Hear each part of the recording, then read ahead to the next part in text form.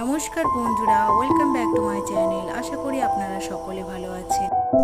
আমি একটা ফ্লাওয়ার্স বানিয়ে নিয়েছি। আমার ফ্লাওয়ার্স বানাতে লেগেছে 2.0 mm একটা হুক, আর লেগেছে উলের সুতো। আপনারা চাইলে অন্য কালার নিতে পারেন, আমি লাল কালার নিয়েছি। প্রথমে আমি চেন বানিয়ে নিয়েছি 6টা। তারপরে সেই চেনটা দিয়ে আমি একটা ছোট্ট রিং বানিয়ে নিয়েছি, আর সেই রিংয়ের উপরে আমি 3টে চেন আবার বানিয়ে নিয়েছি।